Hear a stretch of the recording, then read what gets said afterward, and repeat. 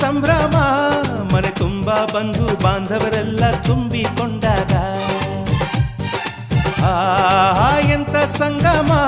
ಶುಭ ಲಗ್ನದಲ್ಲಿ ಗಂಡು ಹೆಣ್ಣು ಜೋಡಿಯಾದಾಗ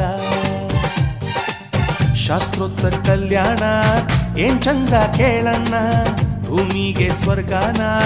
ತಂದಂತೆ ನೋಡಣ್ಣ ಮನ ಬಂದ ಹಾಗೆ ಮಾಡಲು ಮದುವೆ ವ್ಯಾಪಾರ ಅಲ್ಲಣ್ಣ ಎಂತ ಸಂಭ್ರಮ ಮನೆ ತುಂಬ ಬಂಧು ಬಾಂಧವರೆಲ್ಲ ತುಂಬಿಕೊಂಡಾಗ